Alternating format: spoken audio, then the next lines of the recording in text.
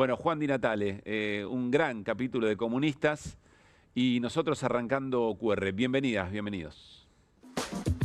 Pero no solo ya estamos revirtiendo décadas de deterioro, sino que tenemos una potencialidad enorme, con las exportaciones de petróleo que son una realidad, pero también con mayores exportaciones de gas a nuestros países hermanos y de GNL al resto del mundo en pocos años. O sea, hablamos de una fuente de recursos extraordinaria que, de mínima, puede abastecer la demanda argentina por los próximos 150 años. Por eso, Vaca Muerta es un antes y un después para nuestro país. Nunca volverá a haber faltante de gas en la Argentina. Alcanzará en demasía para nuestro país y también para exportar. Nunca volverá a haber déficit energético en la Argentina. Al menos nunca mientras no nos desviemos del camino de la libertad.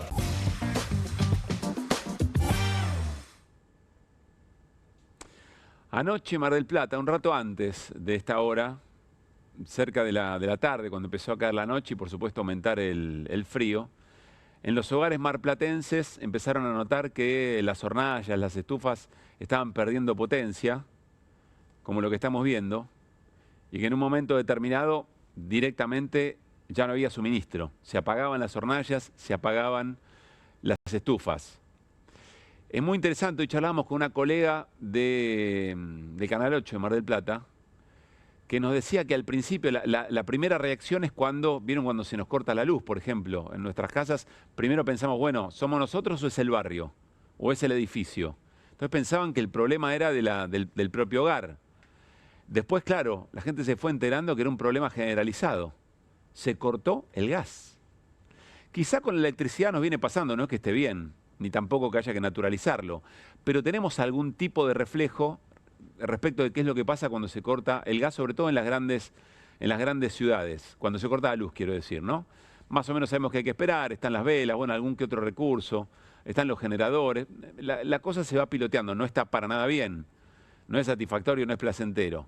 Ahora, en Mar del Plata nunca se había cortado el gas, en la historia. Es una situación realmente muy, pero muy brava. ¿Vinculado a qué? Y, por lo que nos hemos enterado en estas horas, vinculado a dos cosas. Vinculado a la falta de obra pública, o en realidad a haber interrumpido la obra pública, y a otra cosa que no necesariamente es lo mismo, que es la falta de planificación. Ahora vamos a ir sobre eso. Nosotros no somos especialistas, por supuesto, en el tema, pero sí recurrimos a especialistas. Horacio Mizrahi, especialista en el tema, hace una publicación. Es el director del Post Energético y publica esta nota. Las obras paralizadas que podrían haber atenuado los cortes de gas por el frío. El gobierno decidió dar de baja obras de transporte de gas y no pudo terminar la reversión del gasoducto norte mientras espera inversiones privadas. Y vamos a un tramo específico donde habla en concreto respecto del gasoducto de la costa.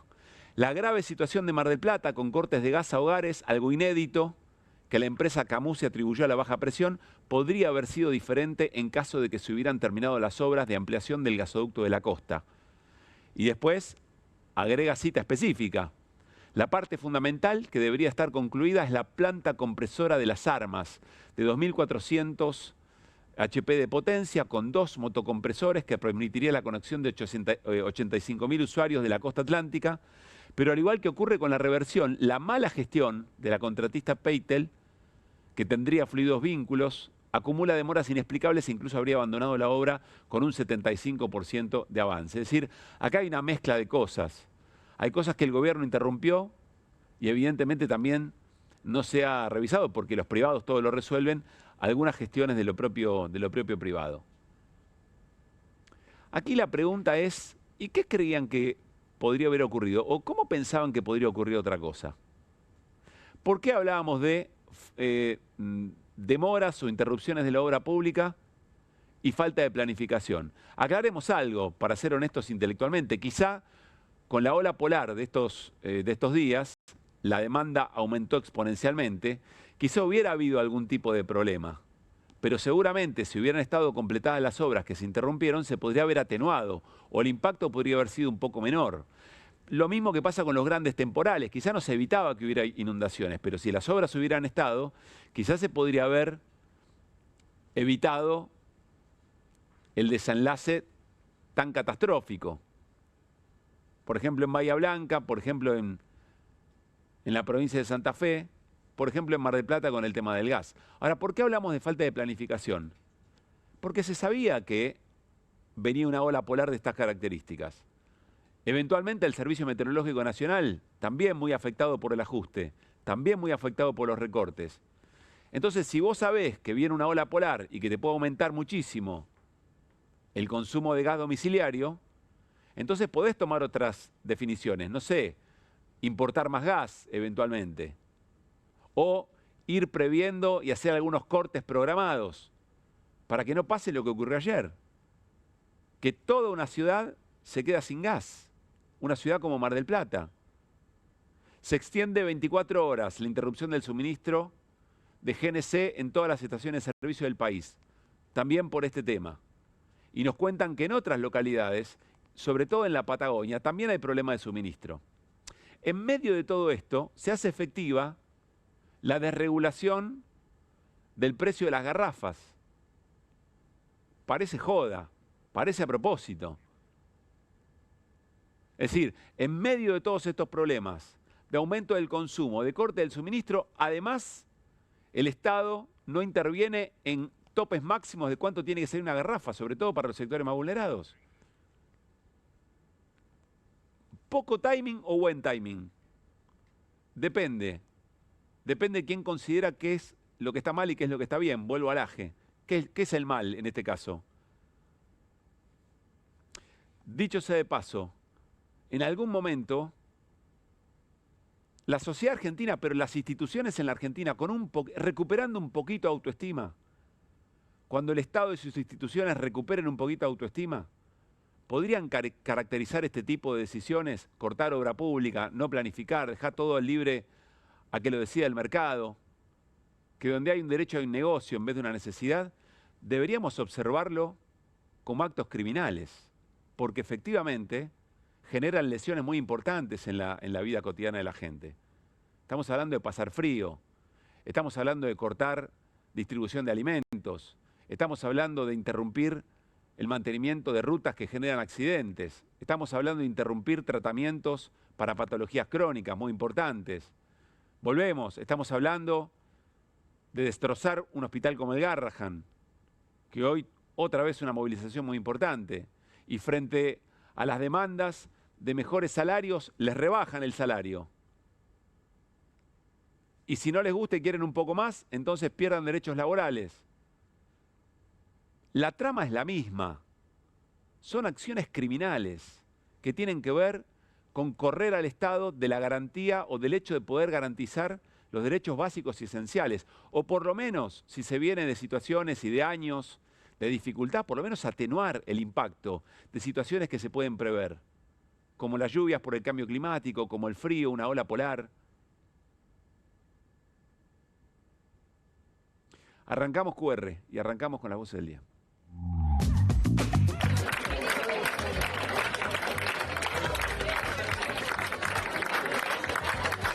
Si no funciona el Garrahan, digamos, ¿hay riesgo de vida para niños de todo el país que no tengan otro lugar para atenderse? Hay riesgo de vida de niños del presente y riesgo de vida de niños del futuro. Atiende el 40% de los pacientes pediátricos del país. El año pasado trasplantaron 120 pacientes entre trasplantes de hígado, riñón y corazón. ¿Quién no va a hacer eso?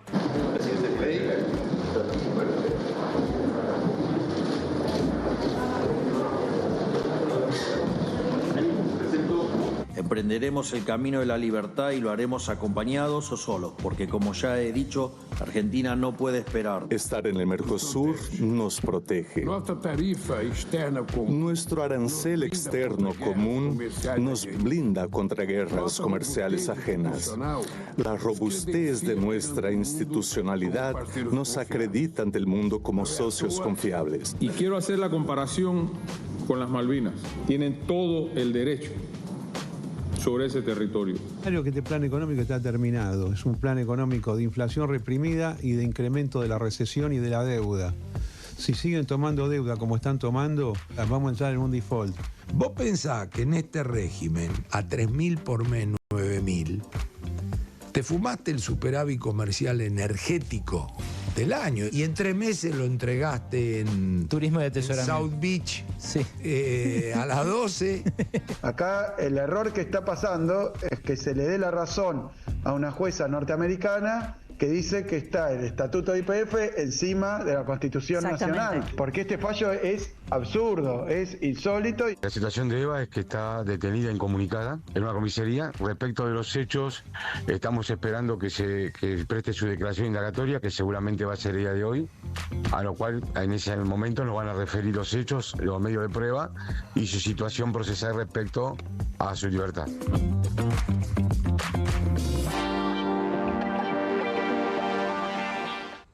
Bueno, pero muy buenas noches al equipo de QR de esta jornada de jueves. Buenas noches, Hola ¿cómo Martín le va? Granoski, ¿qué dice Hernán Lecher? ¿Cómo ¿Qué están? tal? Buenas noches. ¿Cómo Quiero estamos? decirles que en un rato viene el ex canciller, Felipe Solá. Vamos a hablar de otro de los elementos importantes del día que tiene que ver con la reunión del Mercosur. Y enseguida nos metemos con otra de las fotos del día. Para mí hay una foto del día que es una hornalla encendida de la cual no sale gas.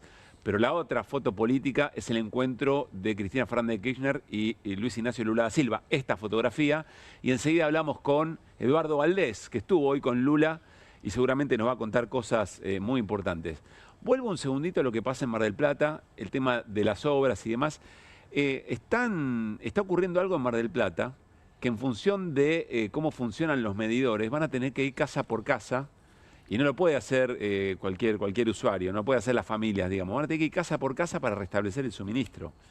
Porque cuando baja la presión, automáticamente corta el medidor, entonces eso lo tiene que hacer alguien que Además, que sabe. Pablo, vos citabas obras inconclusas, Sí. como la planta compresora de las armas.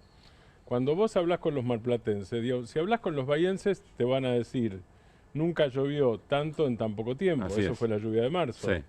Cuando hablas con los marplatenses te van a decir, de hecho están diciendo, siempre hay una ola polar en este momento del año. No es nuevo. Claro. O sea, ahí no es que hay un fenómeno climático extrañísimo y entonces se encuentra la ciudad desguarnecida porque obviamente no se puede prever. Acá hay desinversión de años y sobre todo el parate de los últimos 2 años que tiene que ver con el parate de la obra pública de Milei, no tiene que ver con la temperatura que siempre azota a Mar del Plata en esta época. En un rato, para más detalles, hablamos con Gustavo Pulti, que fue intendente de General Pueyrredón, ¿no? El municipio donde se encuentra Mar del Plata.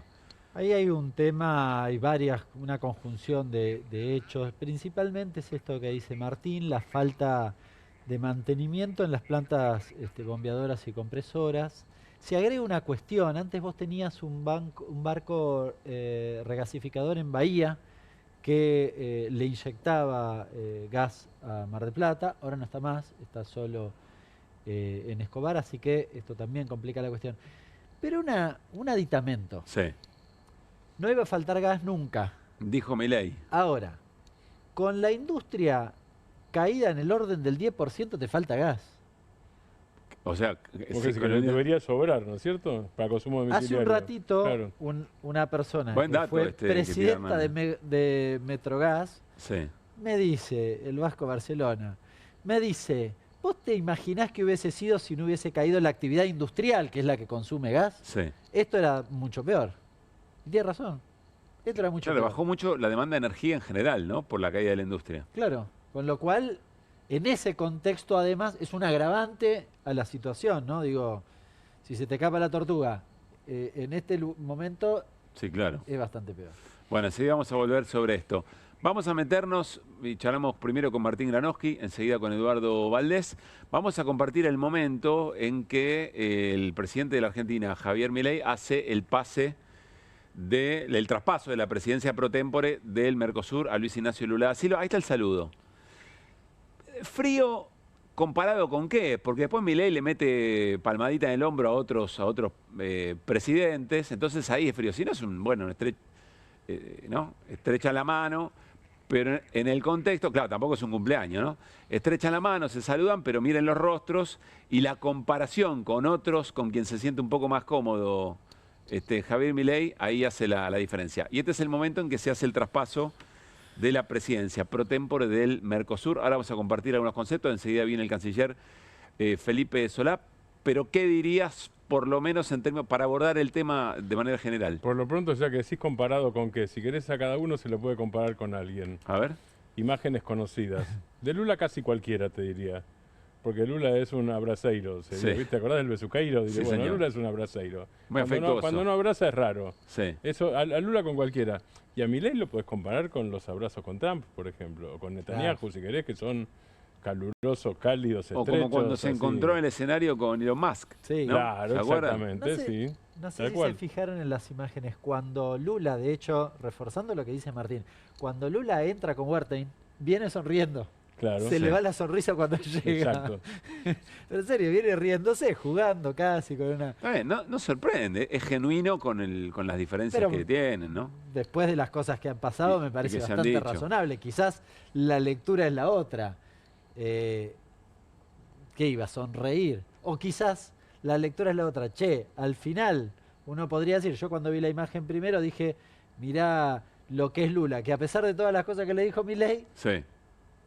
bueno, no tiene mucho drama, ¿no? Bueno, enseguida nos metemos con el tema Mercosur, Martín. Insisto que ya viene Felipe Solá, pero quiero saludar a Eduardo Valdés porque la foto tuvo que ver con el encuentro de Lula con Cristina Fernández de Kirchner en San José, 11-11, y estuvo con Lula el diputado nacional Eduardo Valdés, que además es el presidente, si no me equivoco, de la Comisión de Relaciones Internacionales, del Mercosur, perdón, del Mercosur de la Cámara de Diputados. Ahí estaba con Pérez Esquivel. Además, fíjense, Eduardo Valdés, Lula y Pérez Esquivel. Hola Eduardo, ¿cómo estás? Pablo Caruso y todo el equipo de QR, saludamos. ¿Cómo va? Un gusto. ¿Cómo les va? Buenas noches. Gracias, Eduardo. A ver, ¿qué te dejó la visita con Lula, de lo que se puede contar, del valor político de su presencia?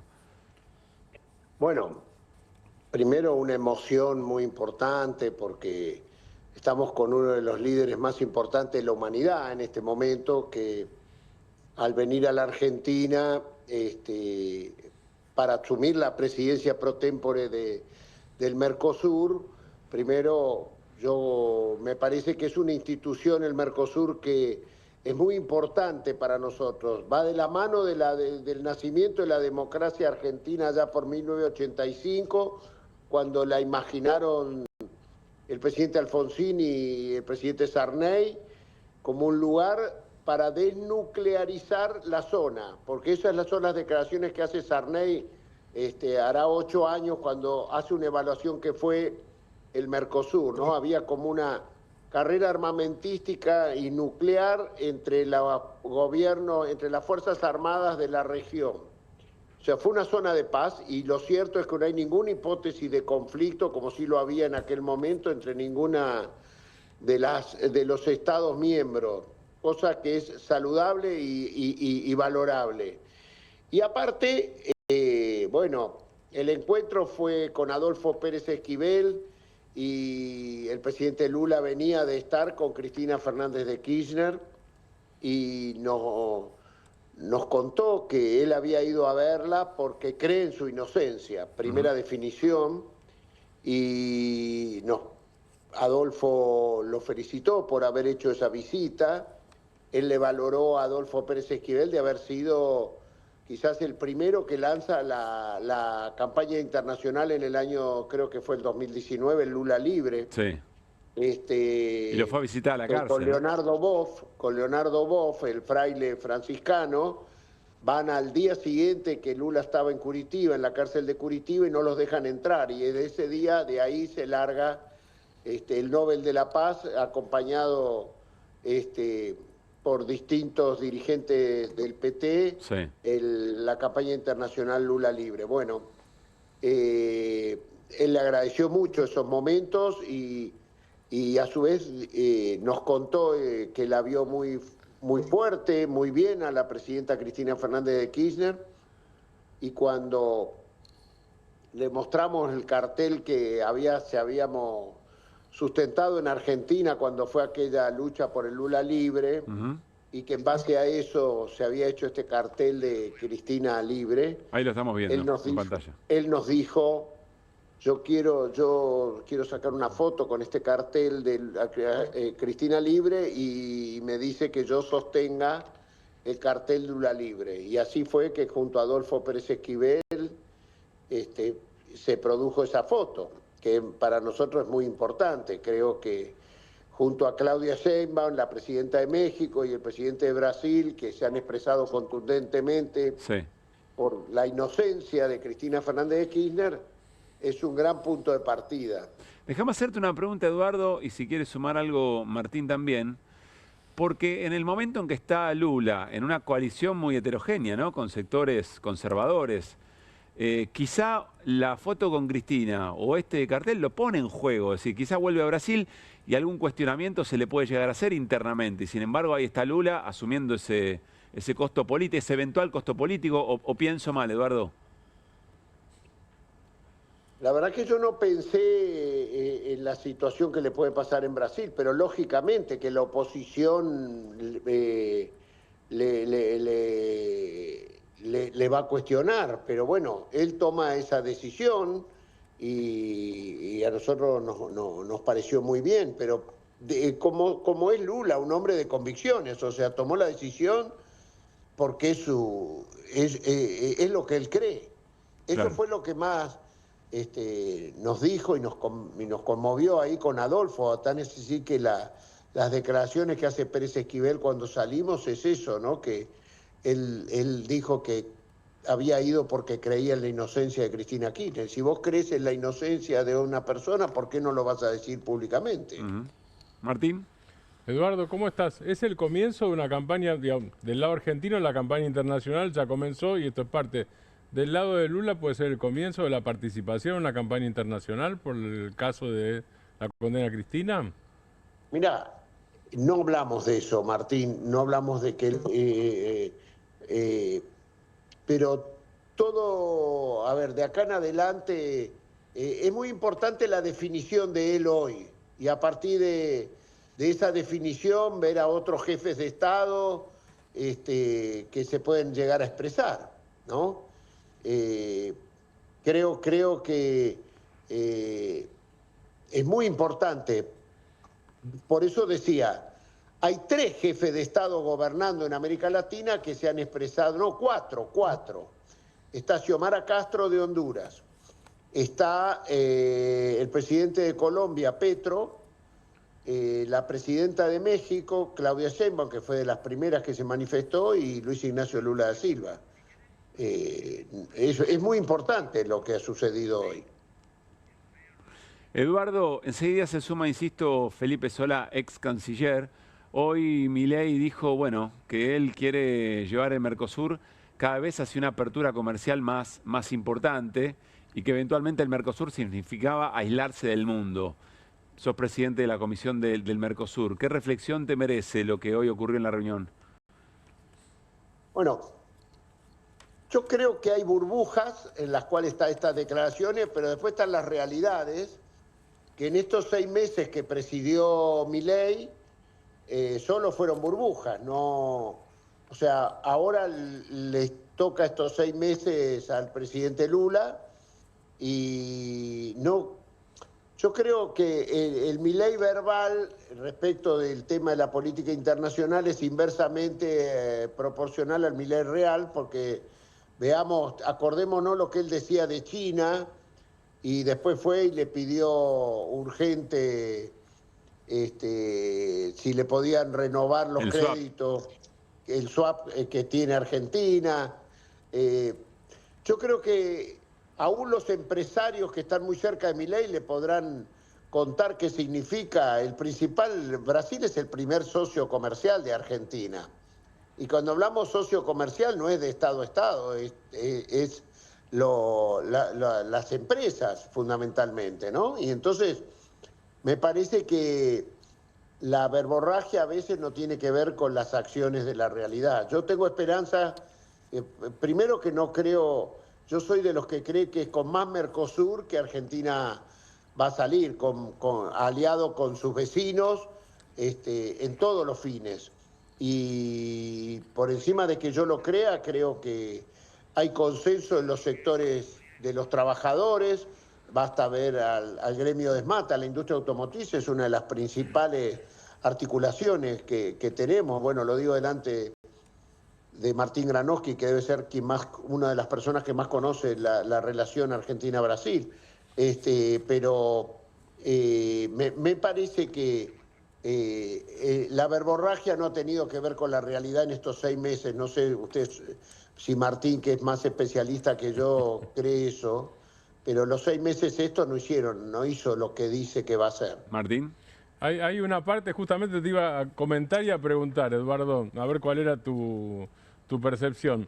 La mía es que hay una parte de Freezer, que es la relación entre presidentes, que no se te escapa a vos, que fue importantísima. No solamente el mejor momento de relación, hubo 2 momentos de gran relación entre presidentes. Alfonsín Sarney, que vos lo citabas, 1985, cuando empieza la integración, a poco la democracia brasileña, y después Néstor Kirchner y el propio Lula. Fueron los 2 grandes momentos, claro, presidente a presidente. Y hoy hay freezer absoluto entre los dos. Digo, ¿esto no retrasa políticamente el Mercosur? Pero también hay freezer absoluto con Uruguay, ¿no? El presidente, debe ser la primera vez que un jefe de Estado argentino no participa de la asunción presidencial de un presidente de Uruguay. Yo, la verdad, pero así todo, creo que esa cuestión gestual no se ha dado con el día a día de la presidencia. Estoy evaluando los 6 meses de presidente de Javier Milei del pro tempore del Mercosur, que hoy terminó y le entregó a Lula. Claro. O sea, lo que él dijo verbalmente no lo hizo. Claro. Eduardo, gracias como siempre. Déjame querías preguntarle. Ah, sí. Hernán tiene pregunta. ¿Cómo estás, Eduardo? Buenas noches. Hola, Hernán. ¿Cómo estás? Te pregunto por Yamandu Orsi, que cuando le preguntaron acerca de lo de Cristina, dijo, bueno, no lo tengo previsto, no quiero meterme en política ajena. Bueno, yo soy un tipo que tengo obligación de construir esperanza y bueno, trabajaremos. Hay que madurar esas cuestiones. Por lo pronto, Lucía Topolansky se expresó y se comunicó telefónicamente con Cristina. Vamos a trabajar eso. Bien. Eduardo, gracias como siempre. Déjame felicitarte. Qué buena calidad la de la cámara de Eduardo, ¿no? Muy buena. Mejor que estar en el estudio. No, se ve perfecto. Espectacular. Ah, sí, miramos. Muy profesional, muy bien. Bueno, me alegro. Abrazo grande. Ese es mi celular, les aviso. Sí, por eso nos llama la atención. Un gran abrazo, Eduardo, que estés muy bien. Chao, gracias. Chao. Bueno, Eduardo Valdés, ya está Felipe Solá con nosotros. Vamos a introducirnos directamente y seguir hablando del Mercosur, ex canciller. Vamos a algunas de las definiciones de Javier Milei cuando toma la palabra. Insistimos en el traspaso de mando a la presidencia pro tempore del Mercosur, hoy junto con el resto de los presidentes de los países que lo integran. Buscaremos acelerar la marcha hacia una apertura comercial más profunda y adecuada a la realidad de nuestros pueblos, la cual exige una mayor agilidad en los términos burocráticos.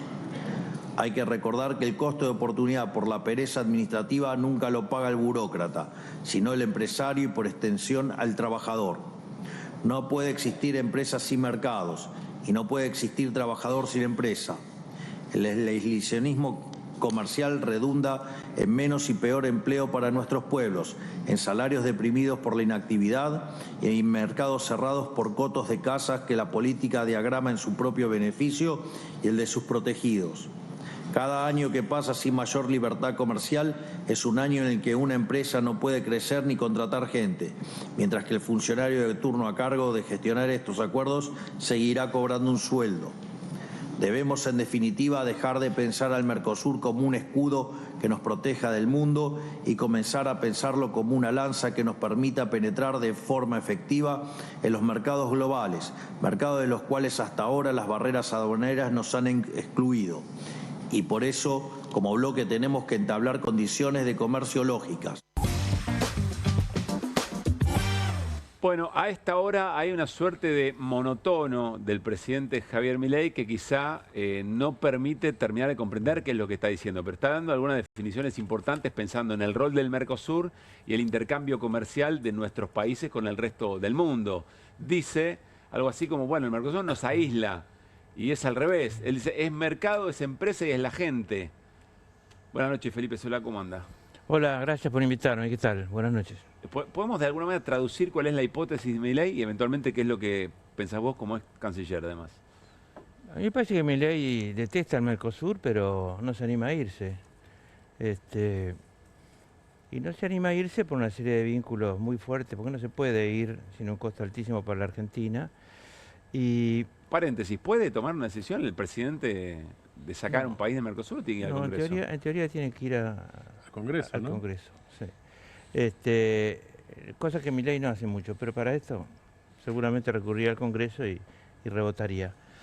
A mí me parece que tiene una visión absolutamente sesgada. Es un monotema. Escucharlo, ese discurso que hizo hoy el presidente Milei, es un discurso que podría haber dicho en cualquier lugar. No es un discurso para el Mercosur, es el monotema de él. Los empleados públicos son malos, los funcionarios quieren joder a todo el mundo, las empresas los sufren, él ha venido a salvarlos, etc. No tiene nada que ver con el Mercosur, con la posibilidad. Es coherente, lleva lo que es a todos lados. No, pero eso no es ser coherente, es ser monotemático. Lo malo de un fanático, como decía un extraordinario líder que no voy a nombrar, lo malo de un fanático es que no puede cambiar de idea, a pesar de las evidencias, pero lo más grave es que no puede cambiar de tema tampoco. Entonces, ¿y eso qué problema nos trae? No, el problema que nos trae es que el problema no es el daño, el problema es el no crecimiento. Es lo que no se hace, no lo que se hace mal. No ha hecho nada. Milei no ha hecho nada importante con el Mercosur en 6 meses. Es lo que no se hace. No estamos en los BRICS, no estamos juntos con Brasil imaginando expansión, imaginando negocios a donde se ha trasladado el crecimiento del PBI en el mundo, ¿no es cierto? Que es el sudeste asiático, con China y con el sudeste asiático. No estamos imbricados ahí, no estamos asociados. Y nosotros tenemos una cantidad de elementos para asociarnos con Brasil. Y están todos siendo despreciados por Milei. Milei no ha concebido absolutamente nada con América Latina. Milei no ha visitado nunca ningún país de América Latina. Creo que fue a Chile una vez para que le dieran esas condecoraciones de lata que le dan. Pero la verdad es que no ha ido nunca y cuando fue a ningún Brasil otro fue lugar. por la CEPAC. Y bueno, cuando fue a por la Brasil Internacional Conservadora, claro. Por la Internacional Conservadora, la Internacional Reaccionaria, para oír una cantidad de groserías de los hijos de Bolsonaro y festejarlas. Perdón que te lo pregunte así, pero la gente de a pie, como diría Mario Weinfeld, ¿en qué se perjudica que Milei haya detenido, por ejemplo, ese tipo de políticas? Hay que mirar las exportaciones argentinas, hay que mirar el saldo comercial de la Argentina, el saldo de la balanza comercial, por lo pronto.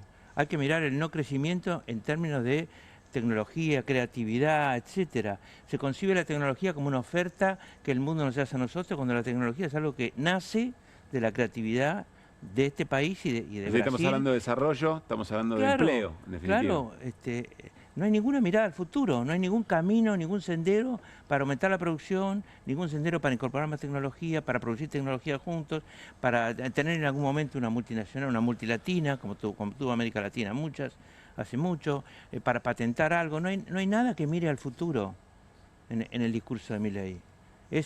Volvamos, no sabemos a dónde, ni siquiera volvemos a un pasado glorioso. Es un reaccionarismo básicamente que impide el desarrollo, impide el crecimiento. Basta ver las cifras de la economía argentina. Para ver las cifras de la economía argentina se explica uno cuál es la influencia, digamos, que tiene el no estar asociado prácticamente a ningún país. ¿No es cierto? No tenemos intereses comunes comerciales con Estados Unidos, no ha llegado nada de Estados Unidos, no tenemos inversión extranjera directa, tenemos desinversión extranjera directa en el país, cosa que hace mucho que no ocurría en esta forma. Me pasa otra cosa, cuando Milei habla en el discurso que escuchamos recién, lo que dice que la Argentina tiene problemas por las barreras arancelarias. Hablamos con Hernán recién, en realidad las barreras arancelarias son más bien de los otros, ¿no es cierto? Digo, absolutamente. Limón, acero, aluminio, biodiesel no entra a Estados Unidos por barreras arancelarias norteamericanas. Se olvidó claro, nada menos que de su amigo Trump. Sí. El aluminio y el acero son muy importantes para nosotros. Perdón que arranque muy de abajo, pero quiero terminar de entender. ¿Cuál es el sentido del Mercosur para países como la Argentina y sus países hermanos? Juntos somos más. El sentido es juntos somos más. Unidos podemos inventar, crear, ¿no es cierto? Expandirnos y pensar en el mundo, pensar en el cambio fenomenal que puede tener Argentina si se acomoda a las circunstancias de el crecimiento, por ejemplo, del sudeste asiático. Ahora, para eso no lo puede hacer solo Argentina. Argentina no es un mercado importante para el mundo. Es un mercado que, unido a un enorme mercado como el de Brasil, más Uruguay, más Paraguay, es otra cosa. Más Bolivia, es otra cosa. Es otra cosa. Unirse. No tiene ninguna otra posibilidad Argentina que no sea unirse a los demás países del Mercosur. Las demás posibilidades son secundarias, es decir, secundarias no por menor importancia, sino porque vienen después que estás unido. Claro. Después que estás unido. Sin unión no tenés la menor fuerza. Además, Argentina ha caído muchísimo en desprestigio en la era Milei. Hay un desprestigio, hay un desprestigio por la caída de la economía real, hay un desprestigio, obviamente, por la locura que dice Milei en el mundo. Hay un desprestigio porque se sabe que acá le pegan a los jubilados todos los miércoles. Perdóname, te lo pregunto así, pero ¿esa es tu impresión desde acá? ¿O las relaciones y tu capacidad de lectura de lo internacional?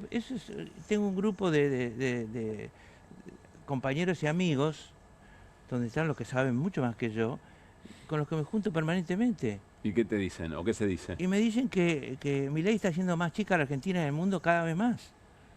Cada vez más chiquita. Milei concibe relaciones con Israel y Estados Unidos, y nada más. Sus votaciones, las votaciones de Argentina en las Naciones Unidas son espantosas. Perdemos 3 o 2 a veces, y a veces 1 solo, Argentina, contra cientos de países, ¿no? Es el que va a contramano y dice, ¿qué pasa que vienen todos a contramano? Exactamente. ¿no? Es el chiste, sí. Claro. Es como el chiste que se adjudicaba a alguien del norte de España. Sí. A ver, Felipe, pero entonces vos lo que estás diciendo es más grave que lo que hace es todo lo que no hace. Si todo el lo que problema no se es la puede no política. hacer, nos pasaba con Bolsonaro. Cuando yo era canciller estaba Bolsonaro. Sí. Había una cantidad de caminos impedidos porque ellos eran partidarios del no hacer. Les molestaba muchísimo el Mercosur Ahora Felipe, Bolsonaro. ya que lo nombras, el argumento de Milei es parecido al de Bolsonaro, es muy parecido. Muy parecido. Porque Bolsonaro decía, el Mercosur es una rémora, es un armatoste, es una porquería, es viejo, etcétera, etcétera. Hay que irse y esto tiene que ser una plataforma para acuerdos de libre comercio, decía Bolsonaro, ¿no es cierto? Milei dice lo mismo. Sí. Es decir, nos molesta esta estructura. Es una cáscara que molesta, nos oprime. No nos oprime, exactamente, nos oprime, hay que salirse de esto. Los dos dicen lo mismo. Pero Bolsonaro no lo hizo, en realidad, volviendo a lo que vos decías al principio, Bolsonaro quiso hacerlo y no lo hizo. Milei quiere hacerlo y tampoco lo hace, pero tampoco avanza. No avanza. Bolsonaro hizo un enorme aporte cuando habló mal de la mujer de Macron. Hizo un aporte enorme para que Francia dijera no hay ninguna posibilidad de acuerdo Mercosur-Unión Europea. Y si Francia dice no hay. ¿No es cierto? Porque para eso se plegan, hay una cantidad que están esperando que Francia haga punta para Italia, España. Bueno, estaba el tema de los productores agropecuarios franceses. Eso. Bueno, pero también hay productores agropecuarios que tendrían problemas con exportaciones argentinas en Italia, en España y en menor medida en Alemania y en el mundo de la las organizaciones, Europa eslava las organizaciones también, patronales, no sé, las patronales agropecuarias, las organizaciones empresariales, no tiran la bronca, no sé, esto nos perjudica, ¿no? Corta posibilidades de negocio, de desarrollo industrial o agropecuario. Es que desde el punto de vista agropecuario, la colocación de granos en el mundo no depende del Mercosur. No, digo en términos de políticas exteriores de Milei. Bueno, en políticas industriales sí. Pero nosotros tenemos 500... Pero no se leen manifestaciones. Tenemos 500.000 pymes. 500.000 pymes tiene Argentina. Ahora tiene menos, cada vez menos. Ahora, ¿vos alguna vez viste que la Unión Industrial hablara en serio del gravísimo problema de las pymes en Argentina? Nunca. En la Argentina hay un partido del ajuste. El partido del ajuste es aquel que dice, aunque me hunda yo, con tal de ver el ajuste y ver que echan empleados públicos y ver que tenemos superávit a pesar de que postergamos pagos a las provincias, no hay obra pública, no hay logística, no hay ni una clase Pero en contra de su propia actividad. Absolutamente. Es una pulsión ideológica que yo le llamo partido del ajuste, que es... Y fíjate lo que pasa con el sector agropecuario. Están cobrando las hojas casi igual que el año pasado, más o menos el mismo precio. En un año, en moneda argentina. ¿No es cierto? Claro. Y encima lo reta, le dice el 30 de junio voy a cambiar, voy a subir nuevamente las retenciones, las sube de nuevo. Y hay malestar. ¿Por qué? Porque pesa muchísimo que es el jefe del partido del ajuste. Y se les ha metido en la cabeza que su enemigo es el Estado, cuando su enemigo no es el Estado. Por supuesto, si el Estado gasta cualquier cosa, pero en la mesa es de enemigo enlace de lo cualquiera. entiendo, en algún sector de la UIA, aunque dice representar las pymes también, ahora en las pymes no termino de comprender eso. No, las pymes no han mostrado, no quiero ser injusto, pero no han mostrado la capacidad de acumular poder efectivo para presionar en la Argentina. Pero no están ni siquiera apadrinadas bien por la UIA, porque la UIA tampoco usa ese poder, no lo usa. En todo caso, por sector a veces hay protestas, hay problemas, pero la unión hace la debilidad en el caso de las industrias. ¿Cómo estás viendo la relación gobernadores con Milei en este momento? Viste que de manera inédita se firmó un documento, la tensión parece un poco más concreta, hay algún tipo de acción política, vos fuiste gobernador de la provincia de Buenos Aires, conocés a los pares, digamos. ¿Hay un punto de quiebre o es la misma historia del año pasado, tira y afloje? Es mejor que te digan no y no te voy a dar nunca más nada, que te manden un tipo de segunda o tercera línea a que te diga el jueves te mando el cheque. El jueves te mando el cheque. El jueves, bueno, el otro jueves. ¿Ese no, el Francos? otro jueves. ¿Eh? ¿Ese Francos? Catalán. No, ese es el secretario de Hacienda, creo que manda, ¿no es cierto? Guberman. Guberman. Pero por supuesto que ese es Milei.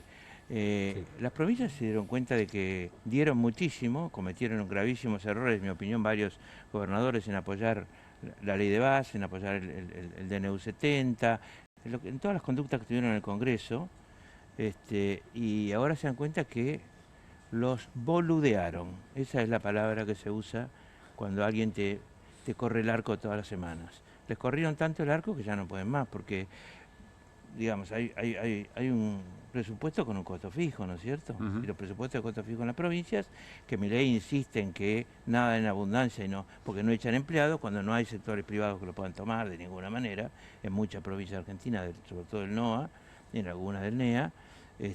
Bueno, esos gobernadores ¿Y vos crees que lideran eso llega a un límite, así que ya no funciona sí. más el jueves te mando el cheque? Yo creo que sí, que se cansaron. Exactamente. Creo que se cansaron y ahora vamos a ver que por efecto de la ausencia de una política federal mínima, que tenía hasta Caballo tenía una política federal, yo me acuerdo, y las exigencias provinciales pesaban.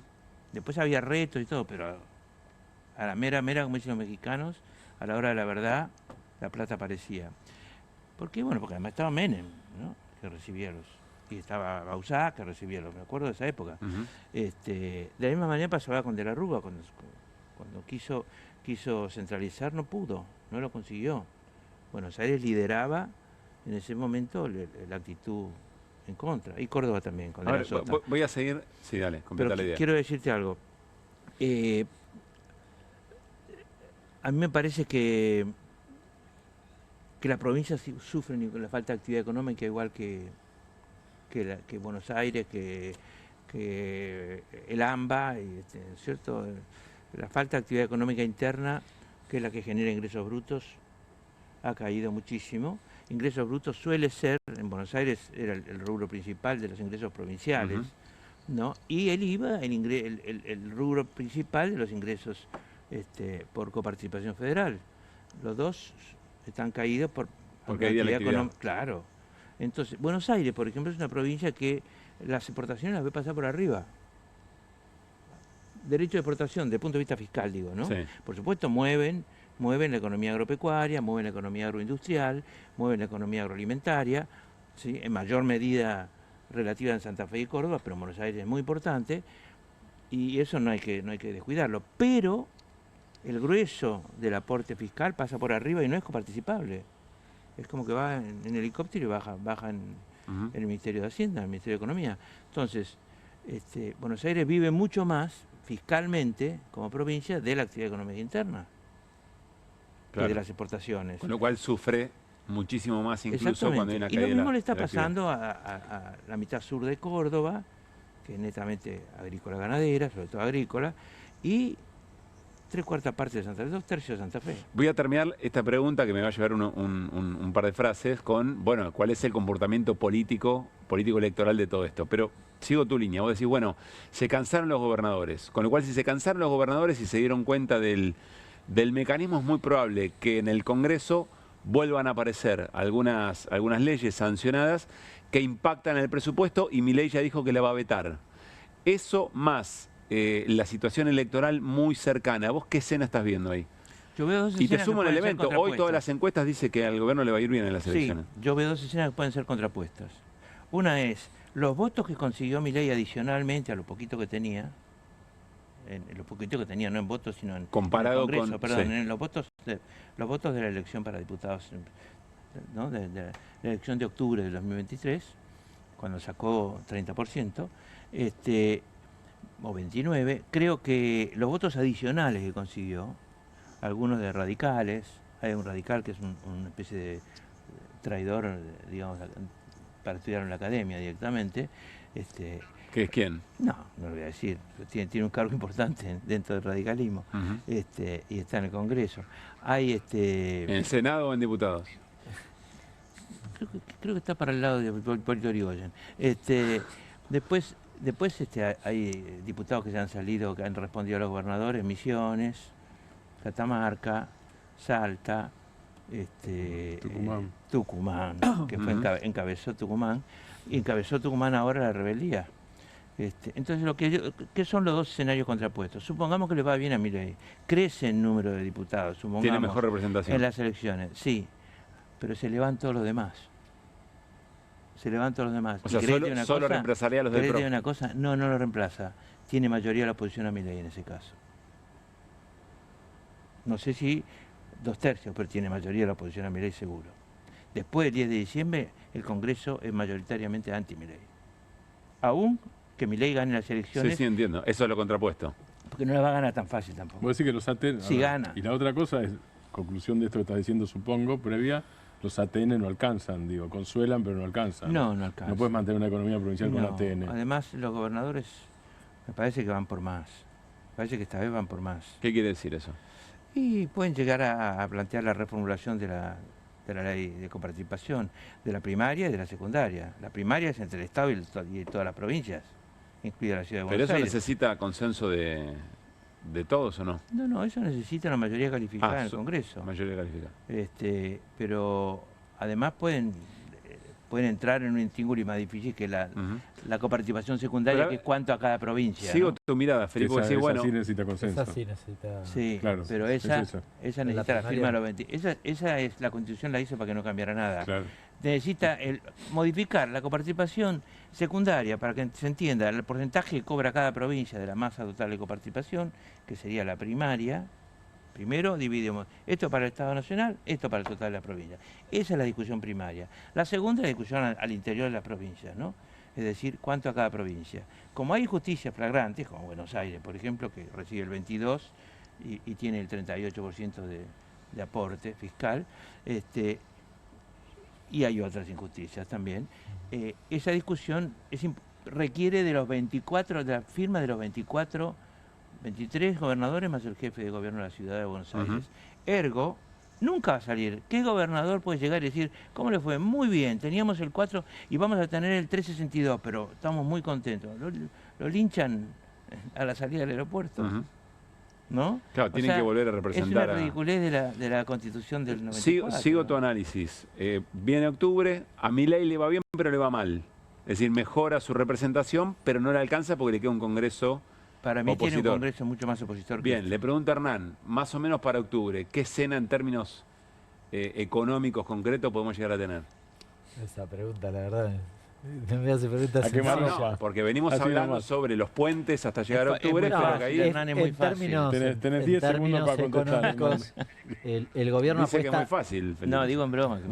El gobierno apuesta a que básicamente la inflación esté a la baja. Lo que pasa que hay algo que dice Felipe que es muy importante, que esto va a significar la no recuperación de la actividad, por lo cual la discusión del erario provincial, y te agrego el municipal, hoy estuve con un intendente del conurbano bonaerense, me dice que me cayó 15% entre seguridad e higiene y la coparticipación que Es recibe. muchísimo es Y, eso. y está muy ordenado, entonces más o menos lo acomoda, Sí. pero es un montón de plata. Y no todos están ordenados de Claro. esa manera.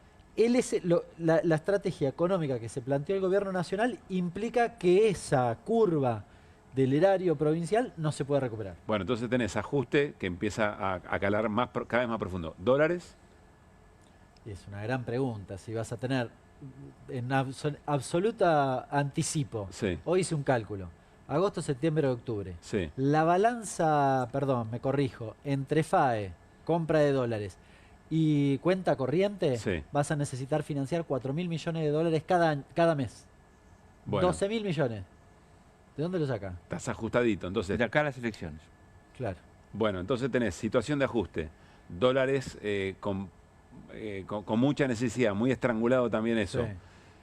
Y llegás a un congreso opositor. ¿Y después qué? ¿Cuál es la escena que viene después? Estamos descontando que Milei gana las elecciones. ¿Está demasiado bien para lo mal que le va a la economía argentina? Puede ser, pero de ahí a que gane todavía falta un trecho. Está bien, pero vamos a suponer que esto que se ve como escenario. ¿Estás viendo en espejo lo que pasó con Macri? ¿En qué sentido? Gana la de medio término y no, después... porque Macri para ganar la de medio término hizo una especie de veranito keynesiano. Se salió de la rigidez, etcétera, en el mes de abril o mayo del 2017 y hizo una especie de plan platita. Hernán dice que acá también hay plan platita, pisando las tarifas. No, pero acá es plan platita en contra. Con la baja planchada la inflación. ¿Cómo sostiene la inflación con baja? ajuste de salarios, digamos. ¿Cómo se sostiene la inflación baja? Con una enorme caída del consumo, sobre todo el consumo de los bienes primarios, de los bienes más ligados a la familia, ¿no es cierto?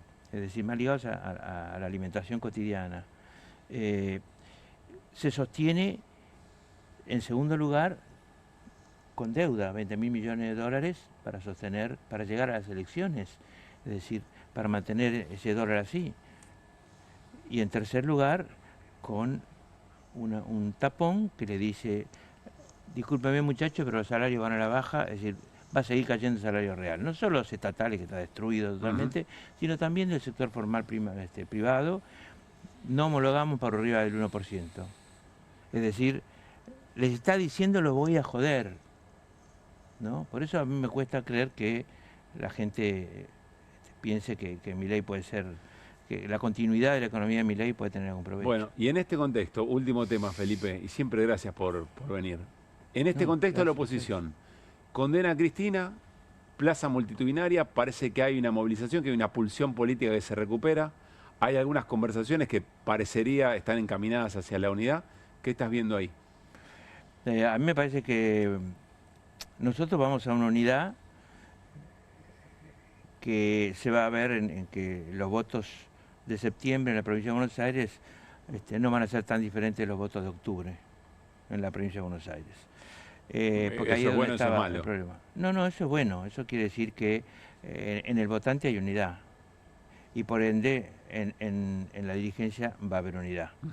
Están cada vez más cerquita, eso se ve.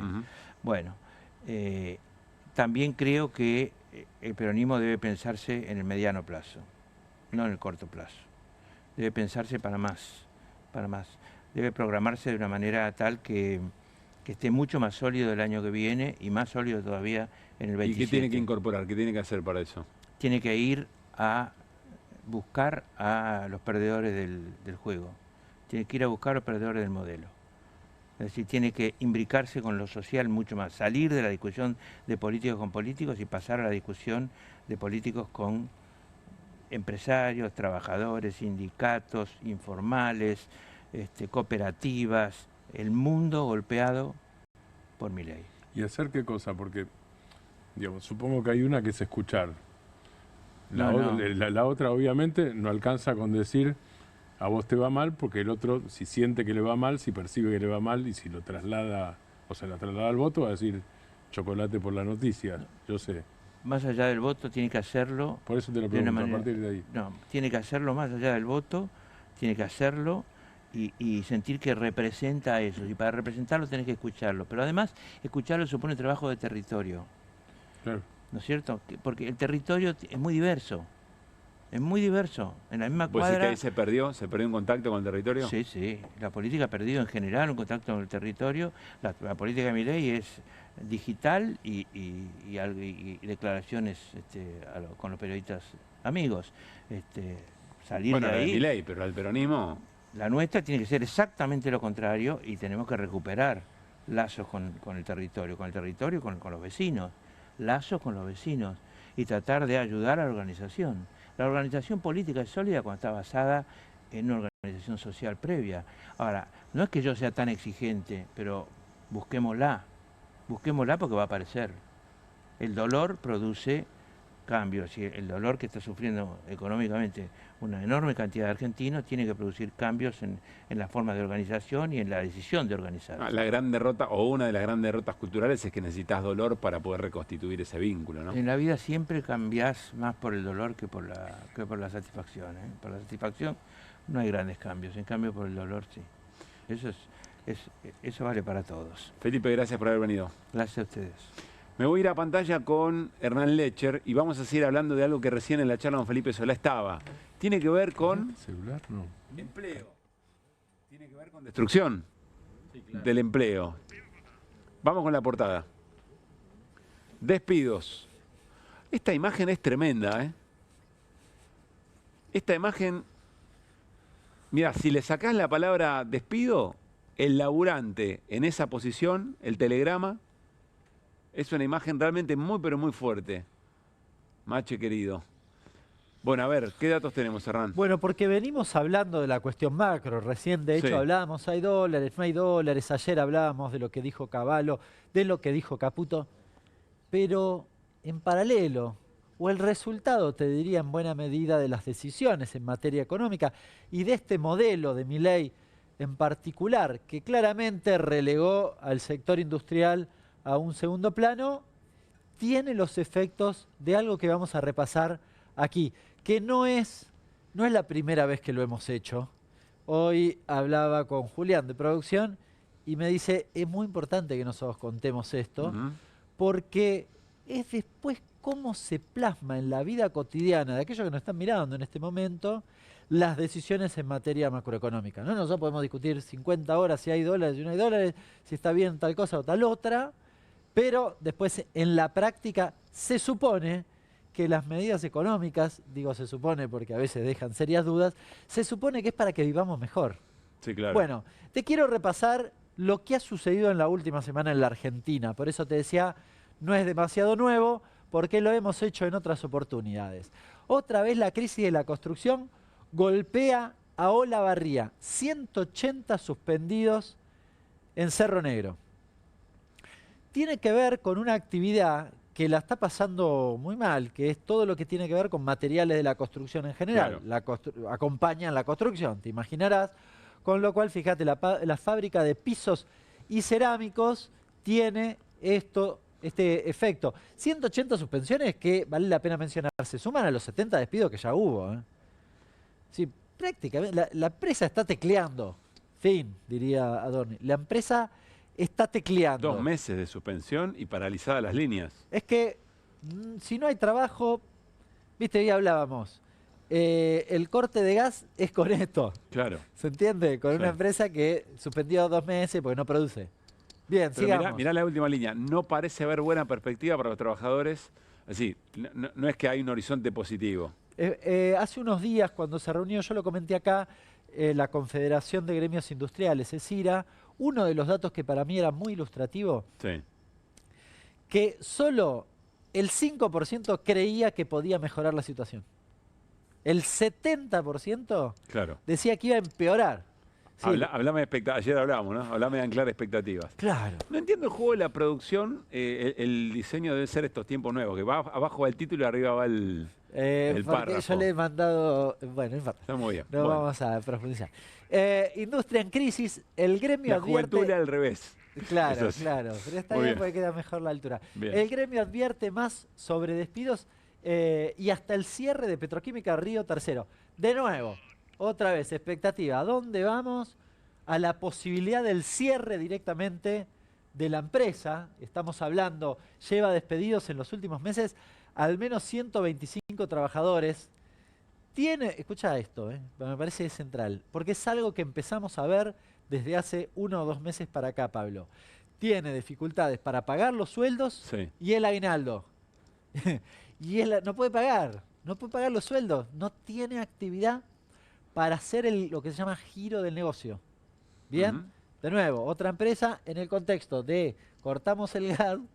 Mirá la línea. La compañía atribuyó la medida a la inviabilidad competitiva frente al producto que utiliza para fabricar poliuretano importado desde China, más barato. Bueno, esto es una de las principales razones de preocupación. Yo te decía, el 70% cree que hacia adelante la cosa va a ir peor. Sí. Por 2 razones sobre todo. En realidad son 3. Una es la falta de horizonte económico, que es un poco más global. Las otras son la caída del salario, ¿sí? Porque no va a haber consumo. Y a la par de esas, las 3 más o menos se reparten en partes iguales. Y la tercera es la apertura importadora. Que esto tiene una característica, porque si vos pensás, el salario tal vez se recupera en algún momento. Es decir, tiene una volatilidad mayor, por decirlo de algún modo, a la baja, pero también al alza. Bien, mañana hay un aumento, bueno, puede venderse más. No lo digo en este contexto en particular, lo digo en términos genéricos. Ahora... Esperá, si el gobierno te pisa las paritarias, no hay manera. Claro, pero está bien, pero supongamos que mañana el gobierno decide no... Olvídate de mi ley. Sí. Decide no pisarlas. ¿Se entiende? Podría haber recuperación en un mes. Sí. Ahora, si te abrieron las importaciones, te vinieron 10 containers de China y vos bajaste la persiana, no vas a abrir hasta dentro de un año con suerte. Claro. ¿Se entiende la diferencia del impacto de la apertura importadora respecto de cualquier otra medida? Sigamos. El deterioro se hace en una semana, la recuperación de todo eso puede llevar de años. Definitivamente. Alpargatas, despidos y hablan nuevamente de suspensiones en la planta que tienen en Corrientes. Hay al menos 9 despidos que se suman a los despidos que ya había visto y suspenderán a 400 trabajadores de la fábrica de alpargatas directamente. Además de los despidos, estas suspensiones que recién te mencionaba. Perdón que moleste por leer todo. Podría ser el preludio de un cierre definitivo, afectando una de las industrias emblemáticas de esta localidad algodonera. Sabes que las suspensiones, depende del contexto, pero son un mecanismo, o suelen ser, no sé, en pandemia no tanto, porque era una particularidad de ese momento, pero suelen ser muchas veces la previa del despido. Y en esta magnitud que estamos viendo acá, el cierre de la planta. Vos decís, bueno, suspendo, pero yo sé que en el horizonte tengo una mejor expectativa, voy a recuperar. Suspendo, pero no, acá es todo lo contrario. Claro, a veces las automotrices acomodan el adelanto de vacaciones, hacen adelanto de vacaciones, porque les cayó un poco la producción, a veces tienen estacionalidad, en general en enero baja la producción. Pero este no es el caso. Esto no es el caso, esto estamos hablando de que la gente no compra. Fíjate el rubro, calzado. Sí, claro. Acá también, aunque no lo diga la nota, doy por descontado que el problema principal es la apertura importadora. Bien. Sigamos. La bancaria lanzó un plan de lucha, hoy me decían muy grave esto, contra la política de chica y despidos del Banco Santander, que incluirá una movilización a la Embajada de España. El Banco Santander está teniendo problemas no solo en la Argentina, pero particularmente en la Argentina. Y hoy me mandaron un audio a media tarde que decía algo así como yo había preguntado cuántos casos eran. Y me decían, no te los podemos confirmar porque están escupiendo las cartas de documento. Es decir, todo el mundo o mucha gente está en este momento recibiendo, esto es del día de hoy, recibiendo el telegrama de despido. Preocupación por lo que significa la continuidad de los puestos de trabajo en el Banco Santander aquí en la Argentina. No había tenido grandes despidos el sector bancario, así que un tema adicional, estamos hablando del mundo de los Ahí servicios, hablaba de digitalización, pero también caída del negocio tradicional, decía. Sí, la digitalización es un proceso que, o el avance tecnológico en una actividad como la bancaria, va modificando la tarea. Claro. Así que, por ejemplo, la bancaria tiene un trabajo muy fuerte en capacitar para convertir una tarea en otra, porque el avance tecnológico te pega en eso. Pero no lo hace de la noche a la mañana, también es cierto, ¿no? Procens anunciará el cierre de su planta en Balcarce. La noticia exclusivo no me suena muy bien, pero bueno. Dedicada a la producción de balanceado. Fíjate, balanceado de ganadería y avicultura. ¿No era que esto más o menos les iba bien? Bueno, parece que no. Cerraría su planta embalcarse, deja 25 personas en la calle, 25 familias. Estamos viendo el finalmente. resumen del año de la mala noticia de la No, la destrucción de última empleo. semana. La última semana, de Me hecho, dicen nosotros que quedan hicimos- 2 todavía. Bueno, ¿qué 3. quiere que haga yo? Me mirás a mí. Sigamos. 40 familias se quedan sin trabajo por el cierre de una fábrica nacional. Abrir en Inson, en San Luis. Producción de Etiquetas para envase. Fíjate, una actividad, vos decís. Bueno, también, si te cae la actividad, probablemente esto tenga que ver con envases térmicos y demás. Bueno, directamente cierra la planta. Sigamos, así no te lo hago tan largo. Pero es tremenda la sucesión de... Tensión en el petróleo, despidos y alertas en empresas de servicios de áreas convencionales. La empresa, la UE, proveedora de servicios petroleros. Se supone, de nuevo, que en el petróleo, bueno, la cosa iba bien. Pero acá es el 15 sector trabajadores. convencional, es que se pasan al no convencional. Sí, no, porque son segmentos distintos. El problema acá es que la política del gobierno nacional de que YPF abandone lo convencional Sí. te deja un tendal de despidos en el área convencional por diversas razones, no solo por el corrimiento de YPF, sino porque el que lo agarra en general prefiere tener menos trabajadores y demás, y además porque son empresas más chiquitas y mucho más volátiles, y después Claro. no tienen plata, te echan y ya, pasa en Neuquén, pasa en el sur, y es un problema. Todos los cañones puestos en lo no convencional, términos económicos puede ser una explicación razonable, o de rentabilidad. Ahora, para la Argentina y para determinadas Ahora, zonas es un problema. Hernán, perdón, en toda la revisión que hicieron ustedes dos, Pablo y Hernán, el único sector que no aparece es minería. Lo que pasa es que minería, a su vez, emplea Mirá, muy poquita gente. Yo te diría no ocupa para arriba porque... Que no de ideas, decís vos. No, y porque además minería tiene dos grandes segmentos, podríamos clasificarlo, pero tiene dos grandes segmentos. Una es el litio, o el cobre, que tal vez uno dice no Claro. tiene despidos. Ahora, tiene la calera, que se imaginarán que está relacionado con la construcción. Así que no la está pasando Sí, sí, bien. en la es decir, parte cementera, de claro, está hecho, mal. minería, si lo miro en términos interanuales, cayó en los puestos ¿También? de trabajo. Alguna vamos a encontrar, no la pidas. Esta creo que es la última, cerró una fábrica de O rebozados. sea que no se salva ningún Nadie. sector. No. Y despidió a todos sus empleados sin indemnización directamente. Una Mila se llamaba la fábrica, rebosado. Bueno, alimentos, industria, sector alimentos también, 12 trabajadores despedidos sin preaviso y sin indemnización. No le pudieron pagar ni la indemnización. Hernán, todo lo que vimos de la última semana. Es ¿en la serio? última semana. Esto es una tragedia. La última, sí. Efectivamente, nosotros hacemos todas las semanas el relevamiento. Yo hoy se lo pedí a un compañero, Tomás, le digo, ¿me mandás cuántos teníamos? ¿Qué sé yo? Sí. Me los manda, así que no se los mandé, por eso es este orden, se los mandé a la producción. Pero bueno, es esto, es una semana, 7 días. No sé si decirte gracias, pero... No, gracias me por parece el laburo. interesante contarlo, Pablo, Sí, claro. porque esto que quizás uno, viste, dice otra vez, Además hablando de la macro, del Sí. dólar, de lo Pero financiero bueno, y los bonos. es lo que le pasa a la Argentina en este momento. Vamos a lo que le pasa a la Argentina en este momento y sobre todo a Mar del Plata. Volvamos a repasar este paño. Recordábamos la escena, ¿no? Ayer por la tarde-noche en Mar del Plata ocurría esto. Primero se debilitaba la presión del gas y después directamente se cortaba el suministro y así estuvo Mar del Plata durante toda la noche, durante muchísimas horas y muy de a poco se va recomponiendo el servicio porque, como les contábamos, tiene que hacerse manualmente y por parte de las empresas, la restitución, la rehabilitación del propio medidor. Está en línea Gustavo Pulti, es legislador provincial, pero además fue intendente en General Pueyrredón. Gustavo, ¿cómo te va? Pablo Caruso y todo el equipo de QR saludamos. Buenas noches. Buenas noches, Pablo. ¿Qué tal? Un gusto de saludarlos. Bueno, con tu experiencia como intendente, ¿qué evaluación estás haciendo de toda esta situación? Que a Mar del Plata le va bien cuando le va bien a la Argentina. Cuando la Argentina tiene achicamiento en su mercado interno, cuando la Argentina abandona la obra pública, cuando la Argentina deja de concebirse como nación y deja libradas a los argentinos y a sus ciudades a la suerte del viento, pasan estas cosas. La Argentina con récords de reservas de gas, con Vaca Muerta produciendo de manera importante.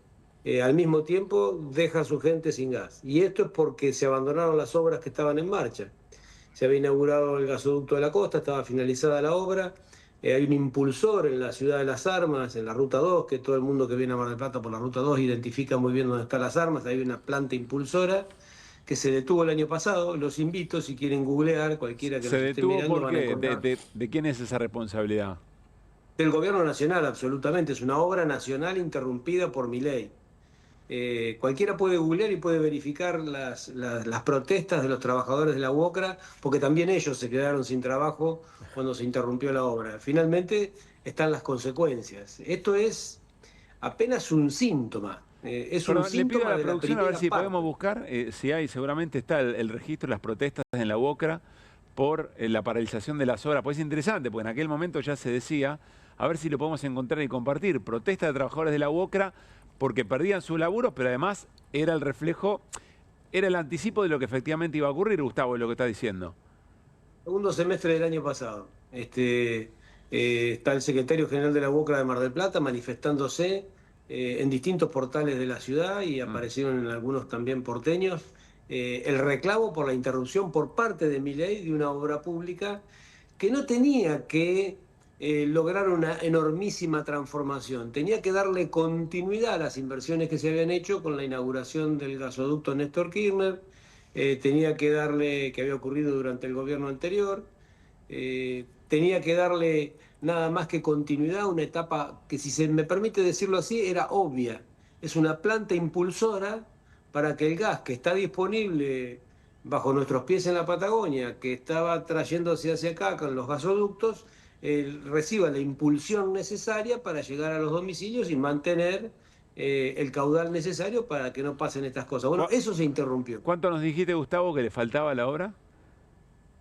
La obra estaba desarrollada en un 70%, en más de un 70%, interrumpida, como tantas otras obras, como hay obras interrumpidas en las rutas, como hay obras interrumpidas en escuelas y universidades. Axel Kicillof está este año, aun cuando no tuvo presupuesto, porque la legislatura lamentablemente no se lo quiso votar, aun cuando no le quisieron votar la ley de acceso al crédito, Axel ha continuado haciendo obras públicas que abandonó la nación. Por ejemplo, hizo obras públicas, está haciendo obra pública en universidades que abandonó la nación. Está trabajando en diferentes rutas, continúa haciendo obras porque entendemos con el gobernador, y entiende Axel, que lidera la gestión en la provincia de Buenos Aires, que es imprescindible hacer obras para poder acompañar y promover incluso el desarrollo del mercado y de la actividad privada. Esta obra interrumpida tiene sus consecuencias y yo los invito a que reflexionemos sobre qué pasaría si después de este año el modelo liberal libertario logra un aval para estas políticas. Esto es lo que está en juego un poco en 7 de septiembre y esto es lo que está en juego también en octubre. Gustavo, ¿es cierto que nunca ocurrió en Mar del Plata una cosa así? Nunca ocurrió, nunca ocurrió. Nunca, si ocurrió alguna vez, no hay registro histórico que yo conozca, por lo menos. Y déjame preguntarte por tu vínculo capilar, digamos, por una ciudad que gobernaste, digamos. 8 años. ¿La sociedad marplatense reacciona y observa esto de la obra pública? O no sé, insulta al privado, insulta a toda la política por igual. ¿Hay una cabal lectura de la situación, por más obvia que sea? Yo creo que la ciudadanía en términos generales en Argentina y también en Mar del Plata está empezando a conocer a Milei. Esto es Milei. Esto es el modelo liberal libertario. Este es el topo destruyendo al Estado.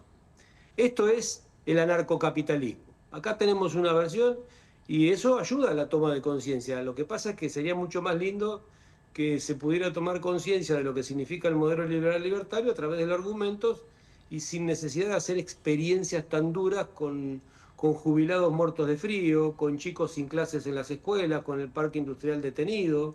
Sin embargo, como vos mencionás, hemos puesto toda nuestra vida política en Mar del Plata y sentimos claramente que la ciudadanía está verificando que el modelo liberal libertario será muy interesante para Wall Street, será muy interesante para los bancos, pero los cafés de Mar del Plata están vacíos, los hoteles no reciben el caudal turístico que recibían mientras se llenan de turistas argentinos las playas de Brasil o el Cristo Redentor a Chile, las obras públicas que son trascendentes están detenidas por parte del gobierno de Milei, con lo cual yo creo que no hay mal que por bien no venga si lo queremos interpretar de una manera optimista.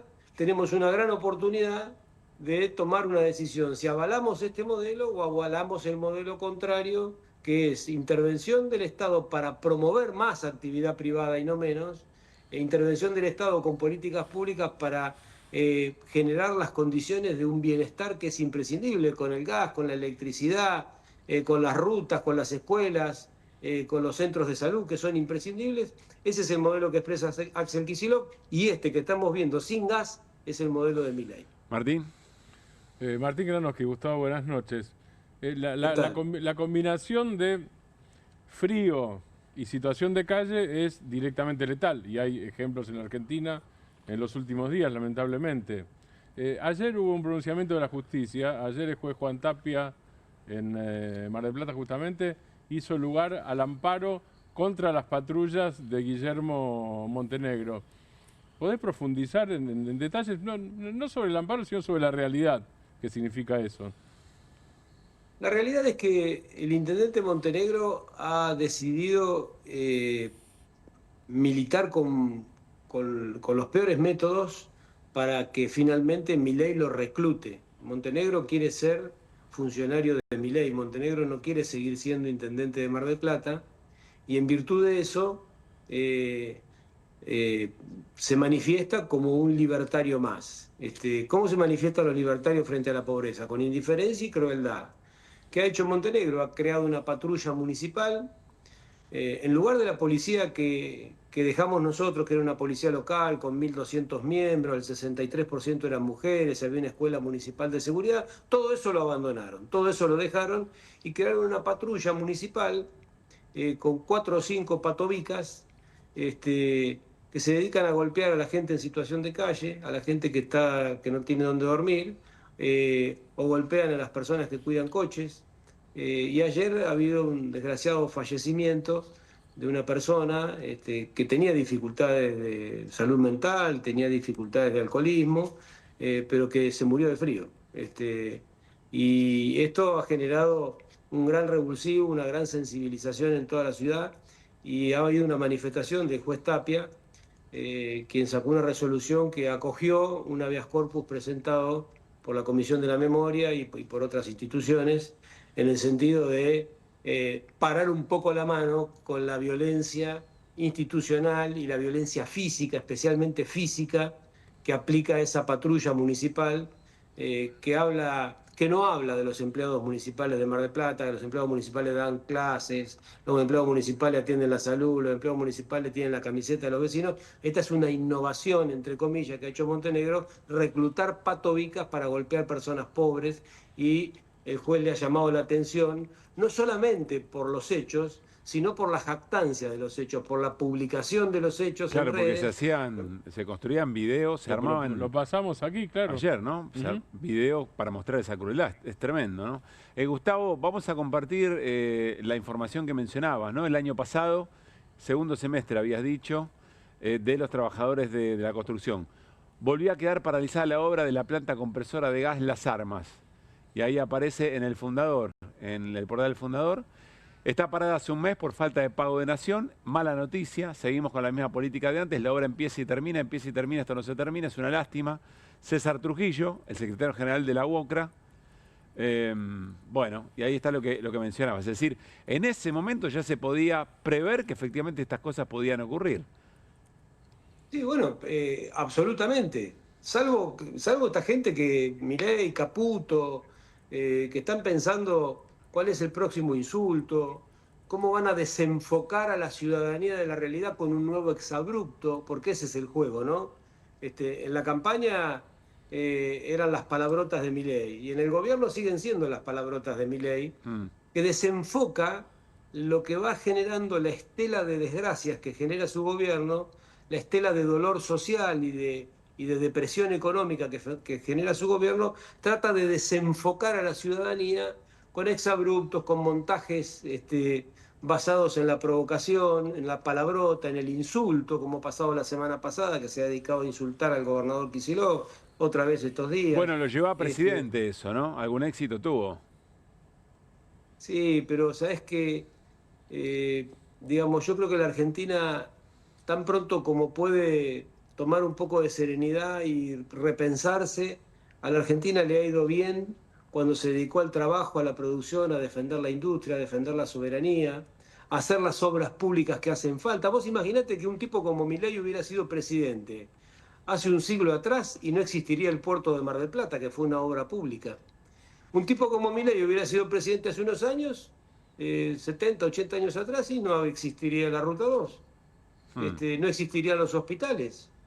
Entonces, cuando la Argentina se piensa un poco, no mucho, no hace falta ser un intelectual ni un filósofo, simplemente cuando nos repasamos en familia un poco... La clave podría ser soltar un poco las redes, la intensidad de tanto mensaje y pararse a pensar, y ponerse a pensar un poco. No está mal, emanciparse un poco del show de Milei, emanciparse un poco del exabrupto y el insulto y repensarnos un poco. ¿Queremos un país humano, profundamente humano, donde nos sintamos argentinos, celebremos la bandera, amemos un proyecto de nación, volvamos a sentir orgullo, realmente defendamos nuestras islas que las están entregando en el sur de una manera pavorosa, igual que a nuestro Mar del Sur, o queremos ser nosotros apenas instrumentos de los mercados? ¿Queremos los mercados al servicio nuestro o nosotros ser instrumentos de los mercados para que lo aplaudan a Milei en Wall Street, le haga caricias Netanyahu o Trump? Yo quiero que aplauda el pueblo argentino, que esté contento la Argentina porque tiene industria, tiene trabajo, tiene independencia económica y tiene por sobre todas las cosas un proyecto compartido de bienestar. Gustavo, gracias como siempre. Gran abrazo. A ustedes, un fuerte abrazo. Nos vamos a ir a una tanda. Al regresar habló de violencia institucional Gustavo Pulti. Vamos a hacer un abordaje un poco más general de esto, porque el CELS hizo una presentación respecto de los casos de violencia institucional en estos tiempos. Paula Litvachky, que es una de sus referentes más importantes, la directora ejecutiva, va a charlar con nosotros. Ya venimos. María es credinauta. Eduardo también. Y Luis y Mercedes y Pablo son credinautas. Ellos y miles de argentinos formamos Banco Credinauta.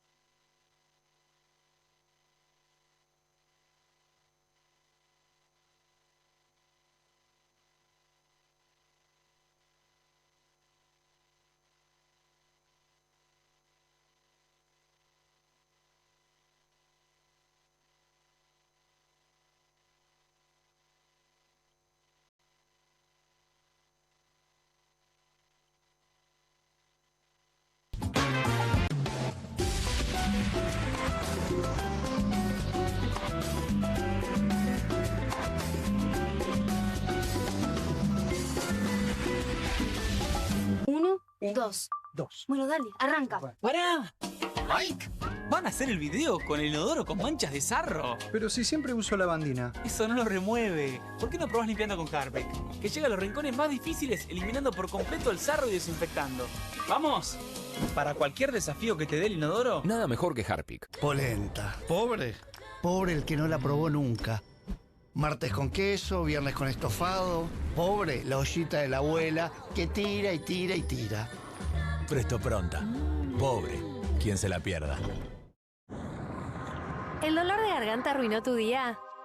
Confía en Strepsils para darlo vuelta. Su doble efecto actúa de manera local, aliviando el dolor y la inflamación en tan solo 2 minutos. Y con un efecto duradero de hasta por 4 horas.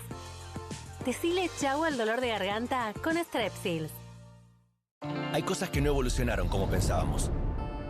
Nos dijeron que seríamos capaces de teletransportarnos. O que al menos ya sabríamos la diferencia entre el tire y empuje de una puerta. Nada de esto pasó. Pero Koffler sí evolucionó.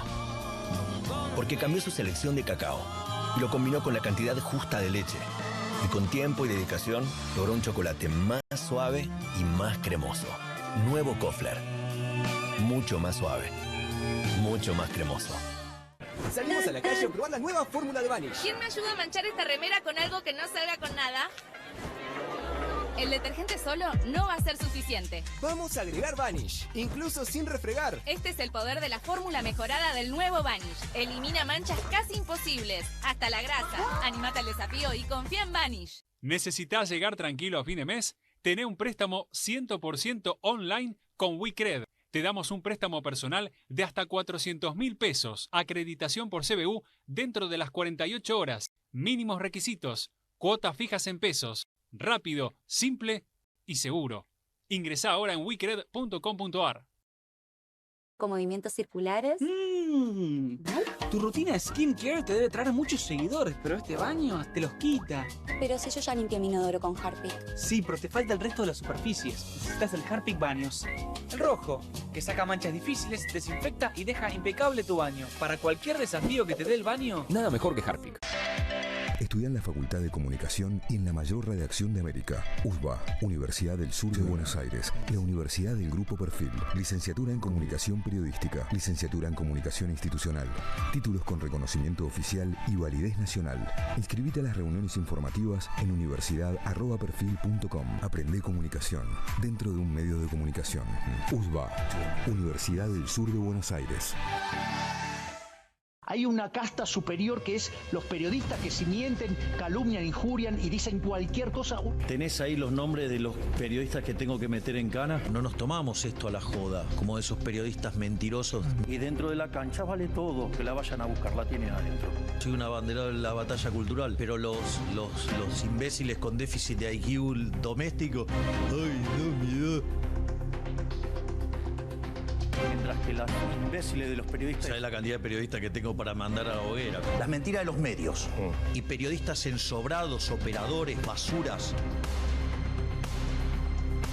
No me vengas con que son inocentes. No digo que sean tan malos como los periodistas.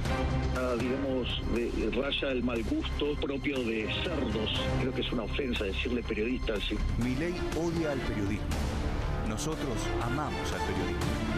Suscríbete a perfil.com.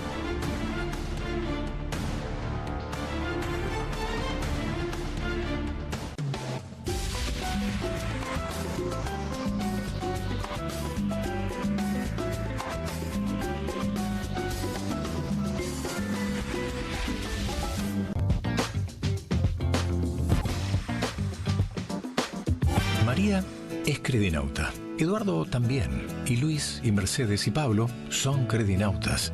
Ellos y miles de argentinos formamos Banco Credicop. Y somos credinautas porque desde siempre creímos que es mejor hacerlo juntos y no hacerlo solos. Porque somos cooperativos y solidarios. Y porque sabemos que solo nos salvamos si lo hacemos entre todos. Ahora, hacete vos también credinauta. Movete a Credicop. Movete a un banco distinto. Banco Credicop Cooperativo. La banca solidaria. ¿Pensás que las subastas no son para vos? Son para todos, porque podés comprar y vender desde donde estés de manera rápida, fácil y confiable. ¿Querés participar de nuestra próxima subasta?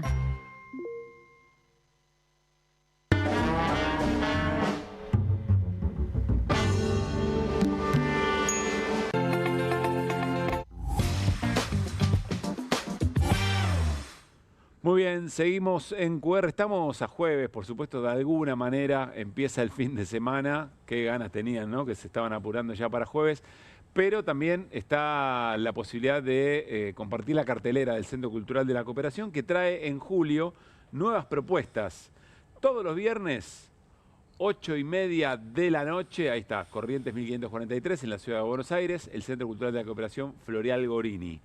Todos los viernes, 20:30, 8:30 de la noche, pueden ver Marúnica, reportaje de una pintora española, un espectáculo unipersonal interpretado por Cecilia Hopkins con dirección de Ana Alvarado.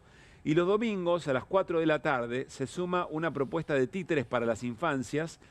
Bueno, puede ir Martín Granowski también, ¿eh? Lo que esconden los libros, con dirección, claro, de Ariel Varela, Daniela Calvi y Juan Benbasat.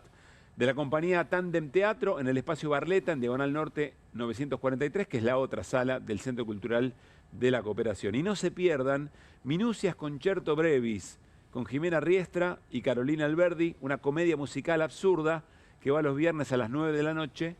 Y Museo Beresford, que se despide este mes, en julio, con dirección de Martín Ortiz y un gran elenco. Una comedia sobre la maldición de vivir en un país donde los muertos siempre siguen hablando, que está todos los sábados a las 10:30 de la noche. Para más información, saben que pueden visitar la agenda completa del Centro Cultural de la Cooperación, centrocultural.coop, o seguirlos a través de sus redes, y las entradas se consiguen por Alternativa Teatral o directamente en la boletería del Centro Cultural de la Cooperación.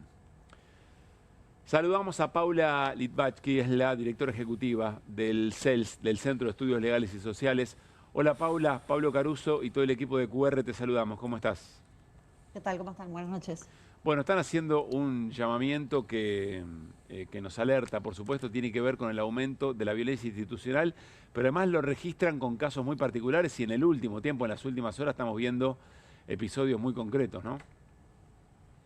Sí, fundamentalmente lo que estamos viendo son episodios de criminalización, o sea, de uso de la justicia para perseguir formas de organización social, digamos, militancia, para meterse con posiciones críticas, con la protesta, con la expresión. Digamos, me parece que ahí hay una, diría yo, una escalada, una intensificación del uso de la justicia con fines persecutorios. Esto es un poco lo que estamos tratando de advertir y alertar digamos, socialmente y también al sistema político, y en este caso de la justicia federal respecto de militantes que fueron a hacer un escrache en la casa de Espert y le tiraron todo el aparato punitivo encima con acusaciones gravísimas, formar parte de una asociación que tiene por fin imponer ideas por la fuerza, digamos, con una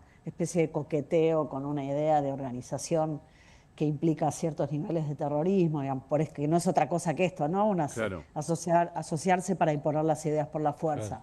O sea, coquetean, digamos, de una manera u otra con este tipo de discursos que tienen que ver con identificar a la militancia o la organización social con la violencia, y que en ese sentido entonces justifican una intervención del Estado, ya sea por represión policial o por criminalización directamente, muy grave y que va a tener efectos muy importantes también. Pero decías, Paula, todo un recorrido, porque uno podría arrancar con las protestas por la ley Bases, por ejemplo, y aquellas detenciones, más de 30 creo que habían sido, y la acusación de intento de golpe de Estado en su momento. Es decir, de aquel momento a esto que nos estás contando, o a esta interpretación que se hace del caso en la casa del escrache en la casa de Espert, hay una línea, hay una continuidad.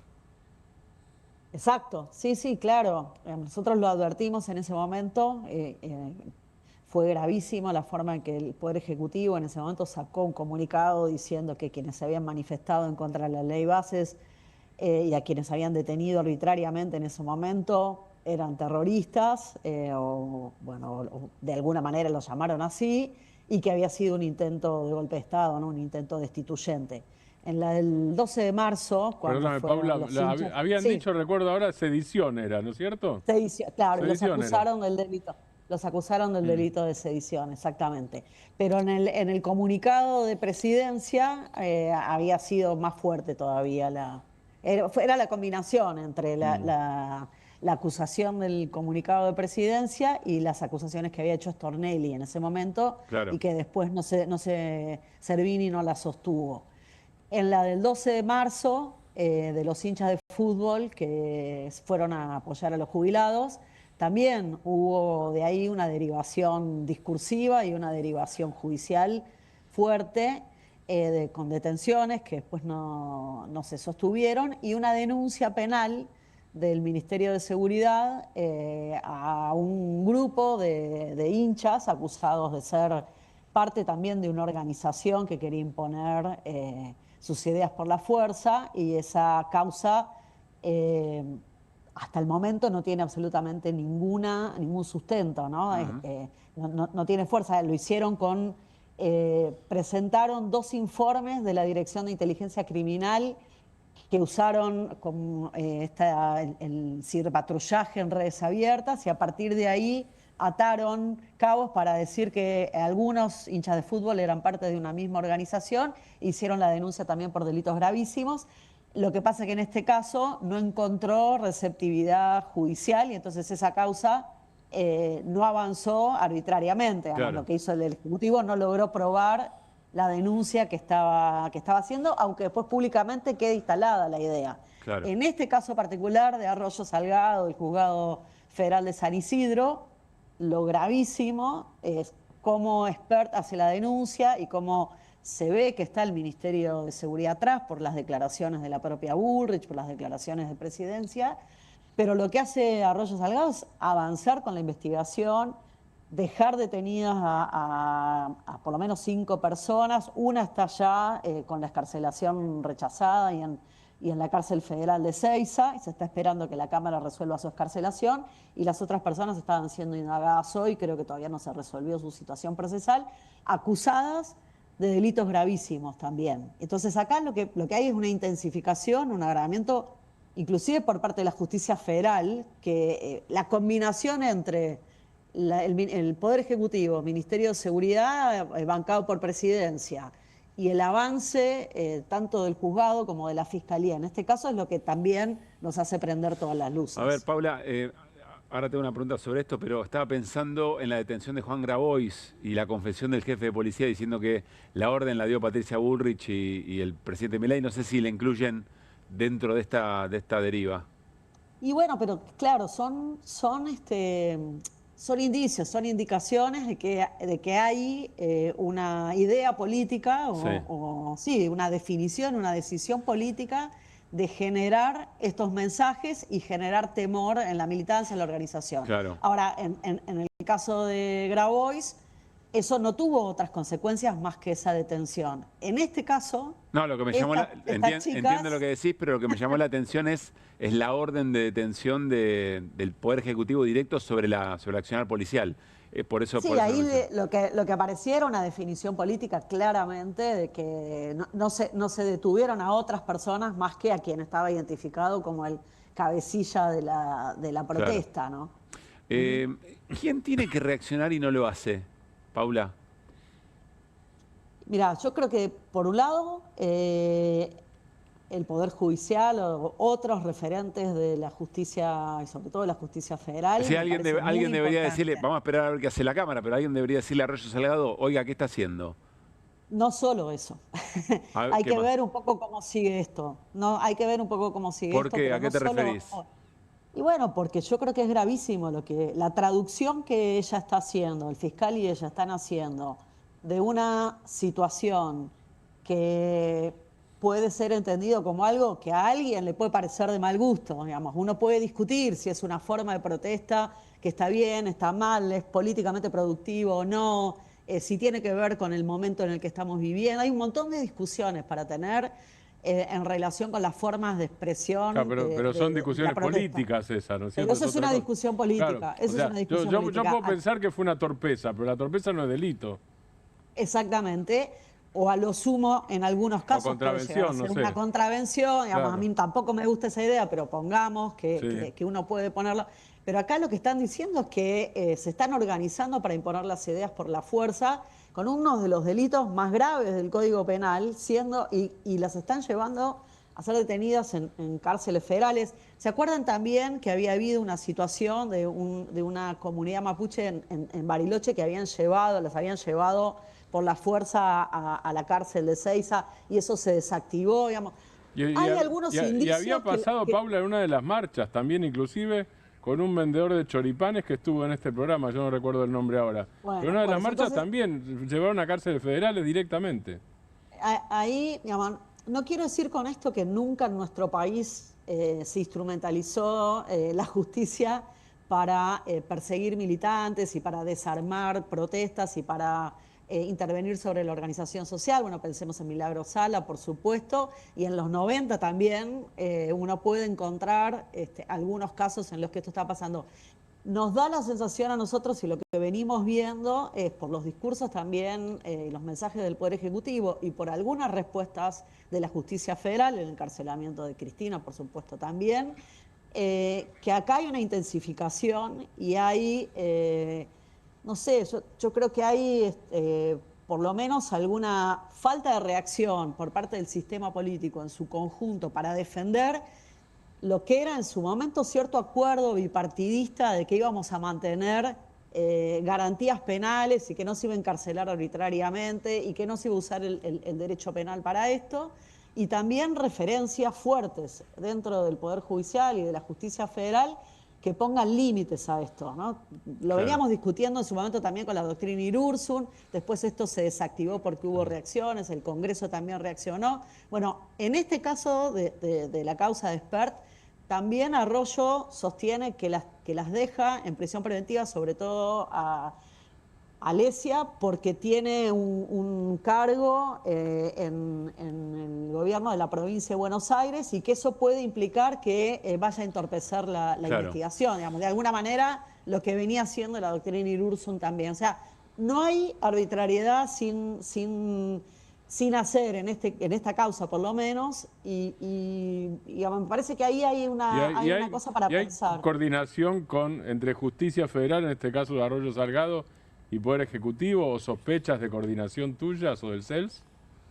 Mirá, o sea, no lo puedo confirmar. Reformulo la pregunta de Martín. Reformulo la pregunta de Martín. ¿La ves más cerca, Arroyo Salgado, de una reprimenda por parte de la escala superior o más cerca de ser candidata a la Corte?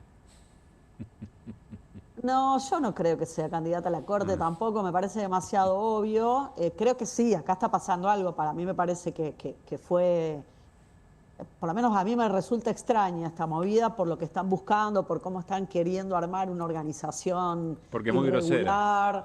Muy grosera, pero sí, claro, hay una comunión, digamos, de mensajes entre esto que está pasando en la Justicia Federal y los mensajes que estuvo dando Bullrich en redes, por ejemplo, y otros funcionarios también. Bueno, lo que dijo Spert.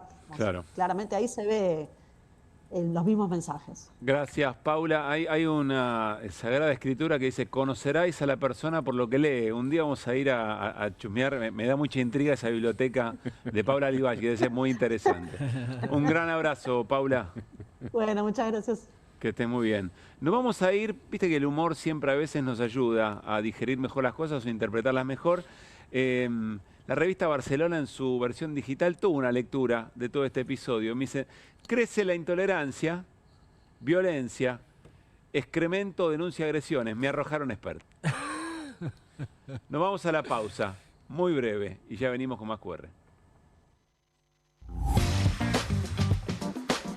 María es credinauta. Eduardo también. Y Luis y Mercedes y Pablo son credinautas. Ellos y miles de argentinos formamos Banco Credicop. Y somos credinautas porque desde siempre creímos que es mejor hacerlo juntos y no hacerlo solos. Porque somos cooperativos y solidarios. Y porque sabemos que solo nos salvamos si lo hacemos entre todos. Ahora, hacete vos también, credinauta. Movete a Credicop. Movete a un banco distinto. Banco Credicop Cooperativo. La banca solidaria. Con energía voy a despertar.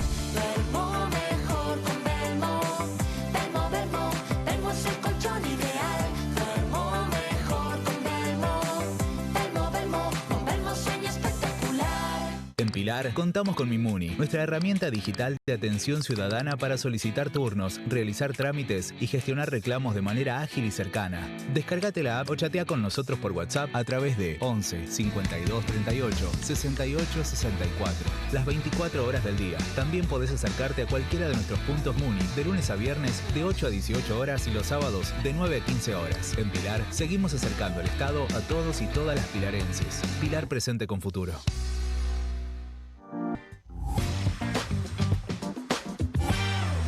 Bueno, muy bien, seguimos haciendo QR. Vamos a hacerle franco, estamos charlando con Martín Granowski, qué es lo que le pasa con la ida de Salas de Racing. Tristeza. Esa es nuestra conversación. Tristeza. Ahora podemos hacer otra pregunta. ¿Qué le pasa a Hernán Lesser con la llegada de Salas a River? Yo creo que es una buena noticia. Claro. Bueno, porque salvamos la patria, pero estas cosas también nos preocupan. Bueno, nos vamos con algún escroleo en los últimos minutos del programa. A ver qué tiene la producción para el scroll de la noche. Ah, porque... Están jugando fuerte. Están jugando. Bueno, claro, se vienen todos los memes de julio, ¿no? Sí. Ya está. Me parece que ya estamos, ¿no?